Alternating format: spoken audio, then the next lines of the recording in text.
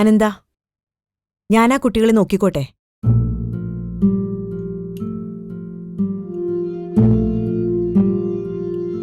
അവർക്ക് തടസ്സമില്ലെങ്കിൽ.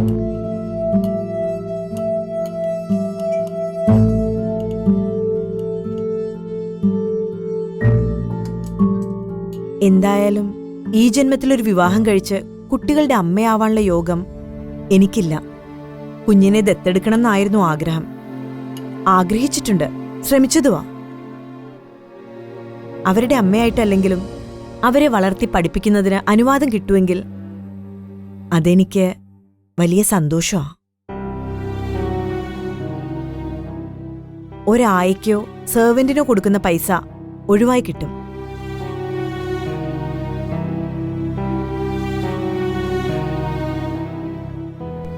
അവരുടെ അമ്മയ്ക്ക് പകരമാവില്ല ജഹാൻ. പകരമാവാൻ എനിക്ക് തടസ്സമില്ല.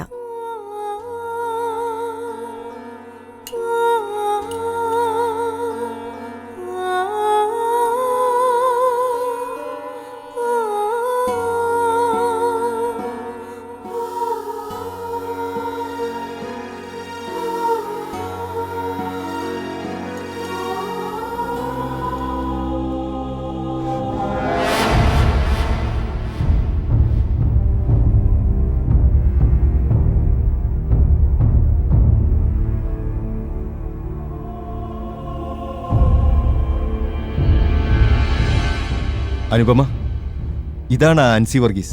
ആൻസി, അനുപമ.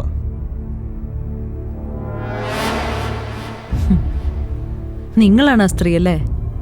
ആൻസി വർഗീസ്. ആൻസി എങ്ങനെ അറിയാം? കഴിഞ്ഞ ദിവസം കണ്ടിരുന്നല്ലോ ജസ്റ്റിനും ഇവരും കൂടിയുള്ളൊരു വീഡിയോ. അവനൊരു ഫേസ്ബുക്ക് പോസ്റ്റ് ഇട്ടിരുന്നല്ലോ, അതിന് താഴെ ഉണ്ടായിരുന്നു ഇവരും അവനും കൂടെയുള്ള വീഡിയോ. അയ്യോ അനുപമ, അത് സത്യമല്ലെന്ന് പറഞ്ഞ് മനസ്സിലാക്കാൻ കൂടി ഞങ്ങൾ വന്നത്. പറഞ്ഞു മനസ്സിലാക്കാനോ? എന്ത് മനസ്സിലാക്കാൻ? നിങ്ങൾ കാരണം എന്റെ ലൈഫ് പോയത്. അവനും അങ്ങനെയാ പറഞ്ഞത്. ഇപ്പോ അവൻ കാരണം നിങ്ങളുടെ ലൈഫ് പോയി കാണും. പോയി അവനെ അന്വേഷിക്ക. എന്റെ അടുത്ത് എന്തിനാ വരുന്നേ? അനുപമ, പറയുന്നൊന്ന് മനസ്സിലാക്കോ പ്ലീസ്. ആ വീഡിയോ ഫേക്ക് ആണത്, മോഫ്ഡ് ആണ്. എന്നെ ചതിക്കാൻ വേണ്ടിട്ട് അവനും കുറെ ആൾക്കാർ കൂടെ ചെയ്തതാ. യഥാർത്ഥത്തില് ആ വീഡിയോയിൽ വേറൊരു സ്ത്രീയാണ്. അവരാരാണെന്ന് അറിയാവോ? എനിക്ക് മനസ്സിലാവുന്നില്ല. നിങ്ങൾ എന്തോ ഈ ചോദിക്കുന്നേ? അനുപമ, ഈ വീഡിയോ ഫേക്കാണ്. ആൻസി വർഗീസിനെ നശിപ്പിക്കാൻ വേണ്ടി നിങ്ങളുടെ പഴയ ഭർത്താവും ആൾക്കാരും കൂടെ ക്രിയേറ്റ് ചെയ്തൊരു വീഡിയോ ആണിത്. അതിൽ ഒരു സൈഡിൽ നിങ്ങളുടെ ഭർത്താവ് തന്നെയാ, പക്ഷേ ഓപ്പോസിറ്റ് സൈഡിൽ വേറൊരു പെൺകുട്ടിയാ. ആൻസി അല്ലത്. ആ പെൺകുട്ടിയെ അറിയാമോ? അതാ ചോദിച്ചത്. സാറേ പോലീസിലാന്നല്ലേ പറഞ്ഞേ? ഇത് അന്വേഷിക്കാൻ വേണ്ടി എന്തിനാ സാറേ ഈ സ്ത്രീയും കൂട്ടി എന്റെ അടുത്തേക്ക് വന്നേ? ഇവളും കൂടി ചേർന്നായി എന്റെ ലൈഫ് ഇല്ലാതാക്കിയതെന്നാ ഞാൻ വിശ്വസിക്കുന്നത്. ഇപ്പൊ ആ പെൺകുട്ടി നിങ്ങൾ അല്ലാന്ന് തെളിയിക്കാൻ വേണ്ടി അങ്ങ് ഇറങ്ങിയേക്കല്ലേ? സാറേ, വിളിച്ചോണ്ട് പോ. ഇവിടെ എന്റെ മമ്മി സുഖമില്ലാതിരിക്കുക. അവർക്കിതൊന്നും താങ്ങാൻ പറ്റത്തില്ല. പ്ലീസ്. എന്റെ ലൈഫ് മുഴുവൻ നശിപ്പിച്ചൊരു മനുഷ്യനാ ജസ്റ്റിൻ. അവന്റെ കാര്യം അന്വേഷിക്കാൻ വേണ്ടി ആരും ഇനി ഇങ്ങോട്ട് വരണ്ട. Please please. മോളെ, എന്താ മോളെ ഇവിടെ? നീ എന്തിനാ വഴക്കിടുന്നേ? പോയി കിടക്ക മമ്മി. പോരുന്ന് പഠിക്കടി. പോയി കിടന്നേ.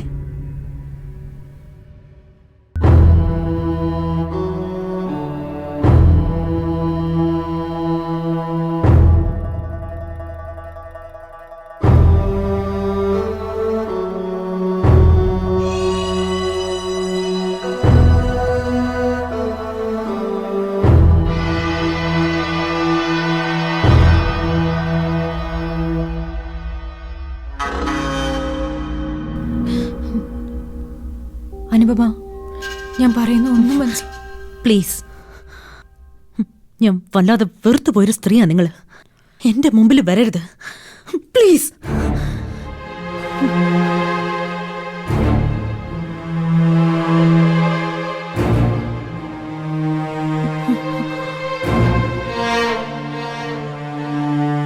കുഞ്ഞമ്മ, വാ കുഞ്ഞമ്മ, വാ.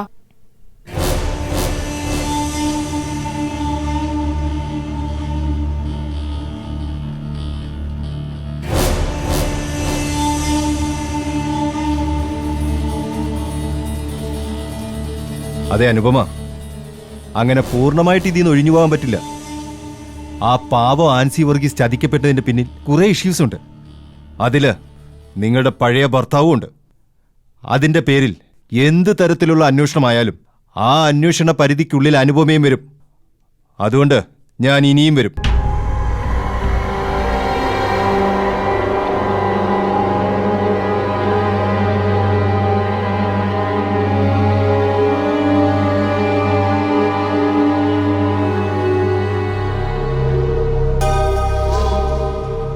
കുഞ്ഞമ്മ, അവരെ കുറ്റം പറയാൻ പറ്റില്ലല്ലോ. അവരുടെ ഭാഗത്തുനിന്ന് കൂടി നമ്മൾ ചിന്തിക്കണ്ടേ? അവരും ചീറ്റ് ചെയ്യപ്പെട്ടു, നമ്മളും ചീറ്റ് ചെയ്യപ്പെട്ടു. ഞാനാണെങ്കിൽ പോലും അങ്ങനെയല്ലേ റിയാക്ട് ചെയ്യുള്ളൂ. പക്ഷെ പല്ലവി, ഞാൻ അവരെ തെറ്റുകാരിയല്ല എന്ന് പറഞ്ഞ് ബോധ്യപ്പെടുത്താൻ കൂടി എനിക്ക് പറ്റിയില്ലല്ലോ.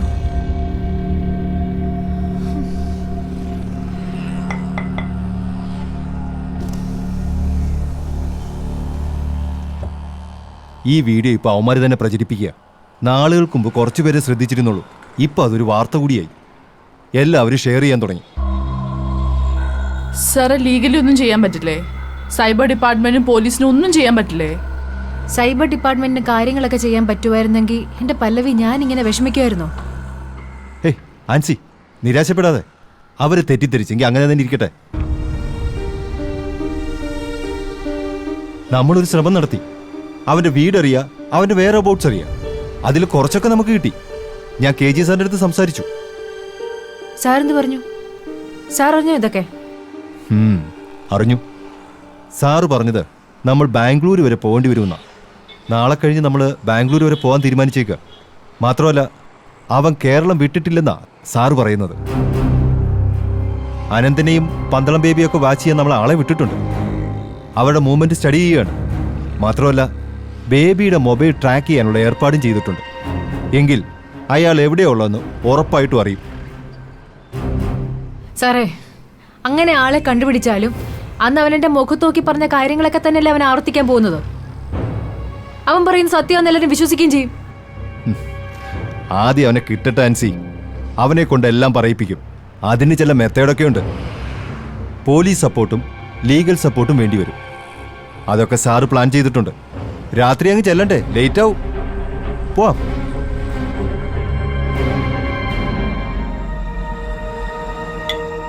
ഓൾറെഡി CFSL ഒരു ഡിസിഷൻ എടുത്തിട്ടുണ്ട് എന്നാ ഞാൻ അറിഞ്ഞത്. തൽക്കാലം അവരുടെ പ്രോസസ്സിംഗ് ഒന്ന് ഹോൾഡ് ചെയ്തിട്ടുണ്ട്. അത് സാറിന്റെ മെയിൽ ചെന്നതിന് ശേഷമായിരിക്കും അല്ലേ? ഏയ്, എനിക്കങ്ങനെ മെയിൽ അയക്കാൻ പറ്റില്ലല്ലോ. പോലീസ് ഡിപ്പാർട്ട്മെന്റിന്റെ ഭാഗത്തു നിന്നും അയക്കാൻ പറ്റില്ല. ഞാൻ മെയിൽ അയപ്പിച്ചത് സീഡാക്കിൽ നിന്ന്. അവരാണല്ലോ ഫസ്റ്റ് റിസൾട്ട് പോസിറ്റീവായി കൊടുത്തിരിക്കുന്നത്. അത് റോങ് ആണെന്ന് തെളിയിക്കാനാണല്ലോ ആൻസി വർഗീസും KGS മോളി പിടിച്ചത്. അവിടെ അന്വേഷിച്ചാലും റിസൾട്ട് ഇത് തന്നെ ആയിരിക്കുമെന്ന് അവർക്ക് ബോധ്യം വരുന്ന രീതിയിലാണ് മെയിൽ അയപ്പിച്ചിരിക്കുന്നത്. മെയിലിന് റിപ്ലൈ വല്ലതും വന്നോ സാറേ? ഇല്ല. പക്ഷേ KGS അവരുമായിട്ട് കമ്മ്യൂണിക്കേറ്റ് ചെയ്യുന്നതായിട്ടാണ് ഞാൻ മനസ്സിലാക്കിയിട്ടുള്ളത്. ഇനി എത്ര ഇടപെട്ടിട്ടും കാര്യമില്ല സാറേ. ആ ചെറുക്കന്റെ സ്റ്റേറ്റ്മെന്റ് വളരെ ഇമ്പോർട്ടന്റാ. ചിലപ്പോ അവന്റെ മൊഴി എടുക്കുമായിരിക്കും. അവൻ സ്ട്രോങ് ആയി നിൽക്കുകയാണെങ്കിൽ പിന്നെ എന്തിനാ ഇൻവെസ്റ്റിഗേഷൻ? അവൻ ഇപ്പോഴും നിങ്ങളുടെ കസ്റ്റഡി തന്നെ അല്ലേ? അതെ, ഉണ്ട്. തൽക്കാലം പുറത്തേക്ക് ഇറങ്ങണ്ട. KGS ഇതിന്റെ അടുത്ത വഴികൾ തുറന്നിട്ടുണ്ടാവും. ഒരു കുഴപ്പമില്ല സാർ. അവന് ചെയ്യാവുന്ന സൗകര്യങ്ങളെല്ലാം ചെയ്തു കൊടുത്തിട്ടുണ്ട്. നല്ല പൈസയും കൊടുത്തിട്ടുണ്ട്. അപ്പൊ ശരി. ചിത്രം ഒന്ന് വന്നേ.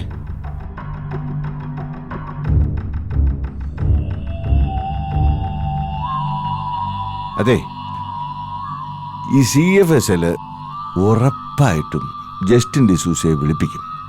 അയാളെ മൊഴി എടുക്കും, 100% ഷുവർ. KGS അതിനുള്ള പ്രഷർ കൊടുക്കുന്നുണ്ട്. അങ്ങനെ വന്നാൽ അവന് സത്യം തുറന്നു പറയേണ്ടി വരും. അതിനുള്ള മെത്തേഡ് അവരുടെ കയ്യിലുണ്ട്. അപ്പൊ എന്ത് ചെയ്യും സാറേ? അവനെ ഇവിടുന്ന് മാറ്റണം. മാറ്റുക എന്ന് പറയുമ്പോ? അയാളെ കൊണ്ടുവന്നിരിക്കുന്നത് ഈ ബേബിയും കൂട്ടാളികളും അല്ലേ? അതെ. അതിന് പൈസ മുടക്കിയിരിക്കുന്ന ആരാ? ഞാനാ. അങ്ങനെയാണെങ്കിൽ കുറച്ച് പൈസ കൂടെ മുടക്കണം. എന്നിട്ട് അവനെ രഹസ്യമായിട്ട് ഇവിടുന്ന് മാറ്റണം. അവനെ കൊണ്ടുവന്ന് ആരും അറിയണ്ട, ഋഷി ഉൾപ്പെടെ. Okay sir. അവരുടെ കസ്റ്റഡിയിൽ പെട്ടുപോയാൽ കേസ് ഭയങ്കര കുഴപ്പമായിട്ട് മാറും. നിങ്ങൾക്കെതിരെ അവൻ സംസാരിക്കും. അതിനുള്ള അവസരം ഉണ്ടാക്കി കൊടുക്കരുത്. ബാക്കിയൊക്കെ ഞാൻ നോക്കിക്കോളാം. ശരി. ഓക്കെ?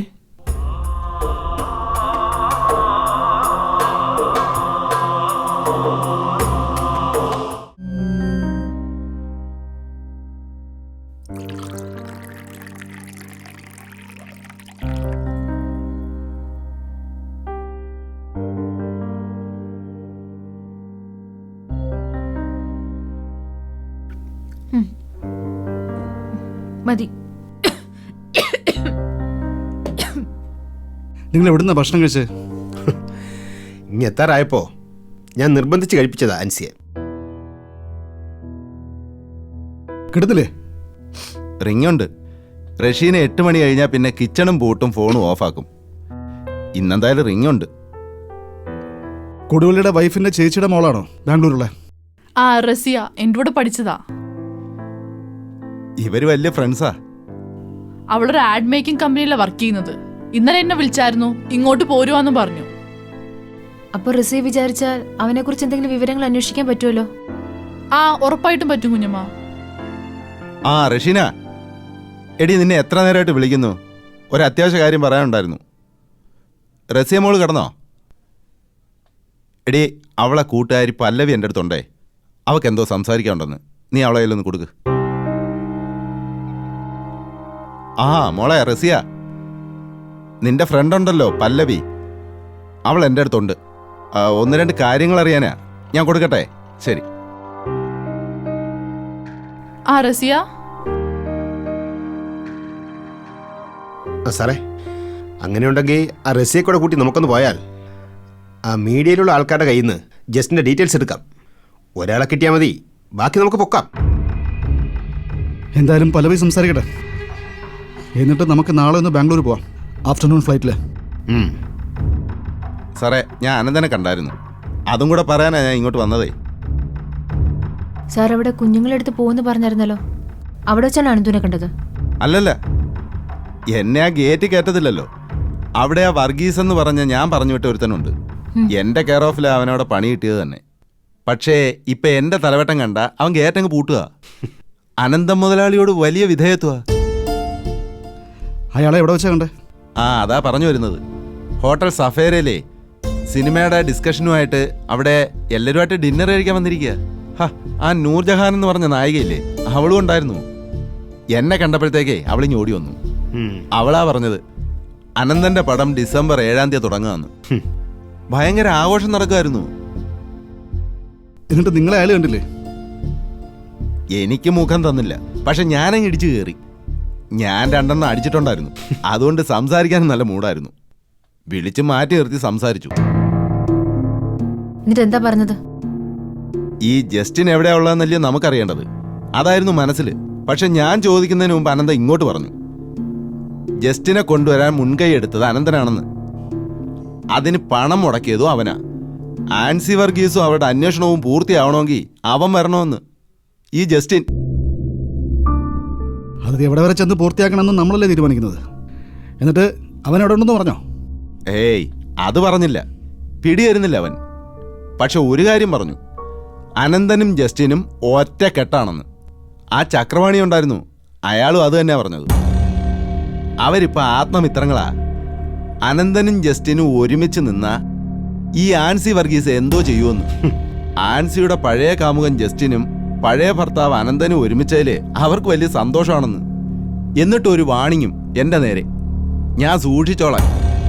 KGSനെയും ആൻസിയെയും അവരെ കൂടെ നിൽക്കുന്നവരെയും നശിപ്പിച്ച് കളയുമെന്ന് തന്നെയാണ് അനന്ത എന്നോട് പറഞ്ഞത്. ആൻസിക്ക് ധൈര്യം ഉണ്ടെങ്കിലേ അവര് രണ്ടുപേരും ഇരിക്കുന്നിടത്തേക്കൊന്ന് കയറി ചെല്ലാൻ പറഞ്ഞു. ജസ്റ്റിനും അനന്തനും ഇരിക്കുന്നിടത്തേ. എന്തൊരു വെല്ലുവിളിയായിരുന്നു. വെല്ലുവിളിയേ. ആ വെല്ലുവിളിയിലൊന്നും കാര്യമില്ല കൊടുവള്ളി. അവരൊരുമിക്കട്ടെ, അത് നല്ലതല്ലേ. നമുക്ക് പൂട്ടുമ്പോൾ 2 ഒരുമിച്ചങ്ങ് പൂട്ടാലോ. ആൻസി ഇതൊന്നും കേട്ട് വിഷമിക്കണ്ട. എനിക്കെന്ത് വിഷമം സാർ? അവർ ചേരേണ്ടടത്തല്ലേ ചേർന്നിരിക്കുന്നേ. എനിക്ക് സന്തോഷമേ ഉള്ളൂ, സന്തോഷം.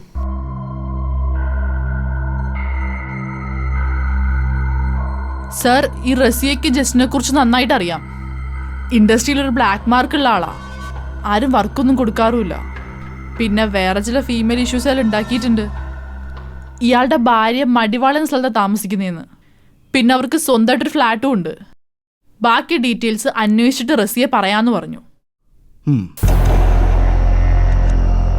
സാറ് നാളെ ഒന്ന് ഫ്രീ ആവുമല്ലോ അല്ലേ? ഇത് കഴിയാതെ ഇനി എങ്ങോട്ടും ഇല്ല സാറേ. നമുക്ക് നാളെ തന്നെ തിരിക്കാം. ആ പിന്നെ ആരൊക്കെ പോകണം, എങ്ങനെ പോകണം, അത് സാറ് തീരുമാനിച്ചാൽ മതി. റസി എന്നോട് പറഞ്ഞത് ഇപ്പൊ തന്നെ അൻസാറിക്കയുടെ വീട്ടിലോട് ചെല്ലാനാ. ബാക്കി ഡീറ്റെയിൽസ് ഒക്കെ പറയാന്നും പറഞ്ഞു. ആ അത് നന്നായി. അവക്കെന്തായാലും സന്തോഷമാവുമല്ലോ. എന്നാ ഇറങ്ങട്ടെ സാറേ. കുഞ്ഞമ്മ പോവാണേ സർ. ശരി ശരി സാറേ, ഞാൻ ഇറങ്ങിയോ? സാറ് വിളിച്ചാൽ മതി. ഓക്കെ സാറേ, ഞാൻ റെഡിയാ. ശരി ശരി, സാർ, ഗുഡ് നൈറ്റ്.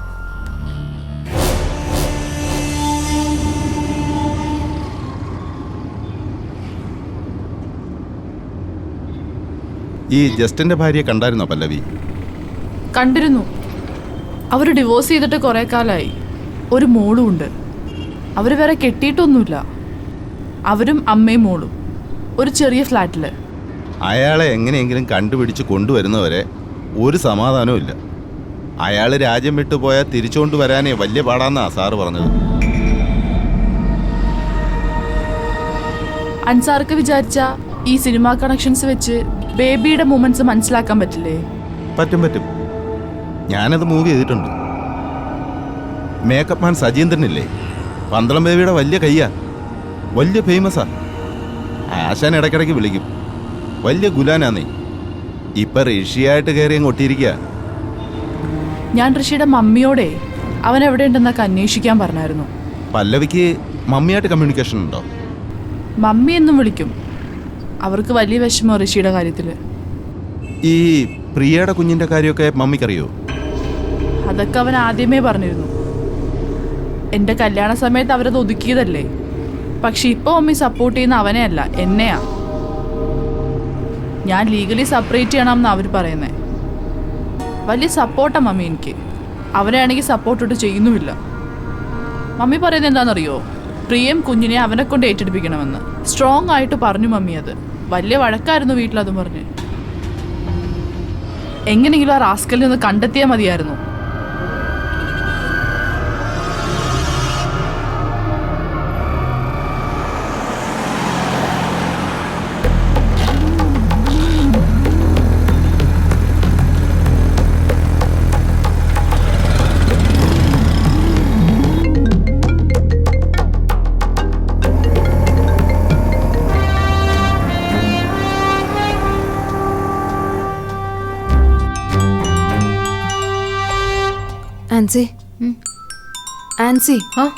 ആൻസിയുടെ ഫോൺ.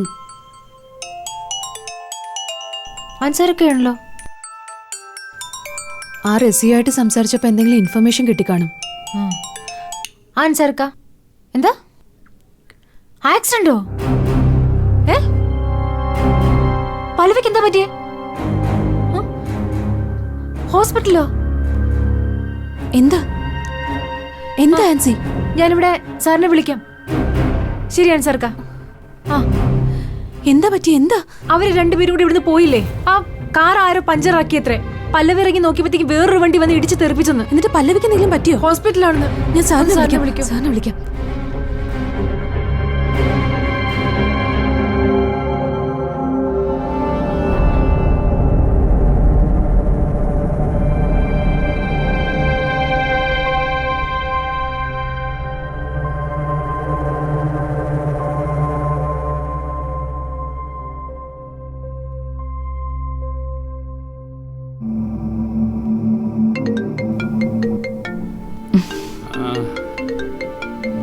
ആരാടി പാതിരാതിരിക്ക്? പോലീസോ ക്രൈംബ്രാഞ്ചോ വല്ലതോ ആയിരിക്കും. നീ ഫോൺ എടുക്കണ്ട.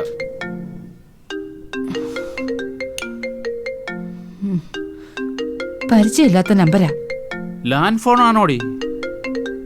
ആണല്ലോ. എന്നാ പോലീസാ? ഞാനില്ല എന്ന് പറ. മരിച്ചു എന്ന് പറ. ഞാനില്ല. അയ്യോ എനിക്ക് അറ്റാക്ക് വരുവേ. ഹലോ,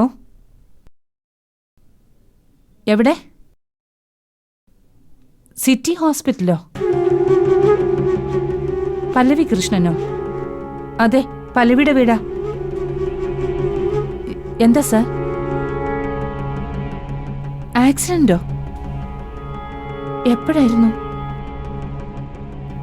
കുഴപ്പമില്ലതും ഉണ്ടോ? ഒറ്റയ്ക്കാണോ അതോ വേറെ വല്ലവരും കൂടെ ഉണ്ടോ? അൻസാർ കൊടുവള്ളിയോ? ഐസിയുലാണോ? വേറെ കുഴപ്പം എന്തെങ്കിലും ഉണ്ടോ? ശരി. ആ, ഞാൻ മമ്മിയാ. ആരാടി ഹോസ്പിറ്റലില്? അത് പല്ലവി. അവളെ ഏതോ വണ്ടി ഇടിച്ചെന്ന്. അവളെ വണ്ടി ഇടിച്ചെന്നോ? അതെങ്ങനാ? അതെങ്ങനെയാണെന്നൊന്നും അറിയില്ല. ഐസിയുലാണെന്ന്. ഋഷി വന്നായിരുന്നോ? കുറച്ചു മുമ്പല്ലേ മുകളിലോട്ട് പോയത്.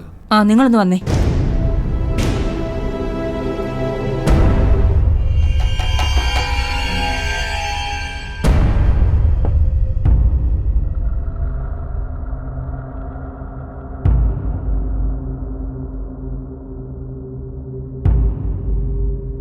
ഋഷി മോനെ, മോനെ ഋഷി, ഋഷി വാതിൽ തുറക്ക്. നീ ഉറങ്ങിയോ മോനെ? ഋഷി വാതിൽ തുറക്ക്. ആ ഡാ, മോനെ എല്ലാം ഓക്കെ അല്ലേ? ഋഷി ഏതാ? വാതിൽ തുറക്ക്. സിറ്റി ഹോസ്പിറ്റലിലോ? പറഞ്ഞ പോലെ അല്ലേ? ശരി, നോക്കടാ. ഋഷി മോനെ. ആ ആ വരുന്നു വരുന്നു.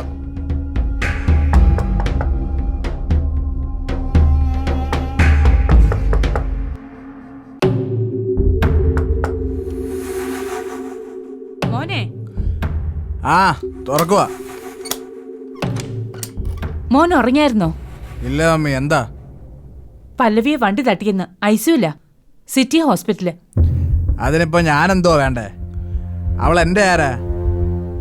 എന്നാലും എന്താ സംഭവിച്ചെന്നൊന്നും അറിയണ്ടേ മോനെ? നമ്മളെല്ലാരും കൂടി പിടിച്ചിറക്കി വിട്ടല്ലേ മോനെ.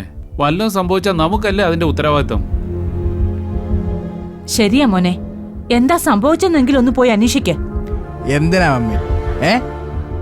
അവൾ ആരാ നിങ്ങടെ? പോട്ടെ, എന്റെ ആരാ?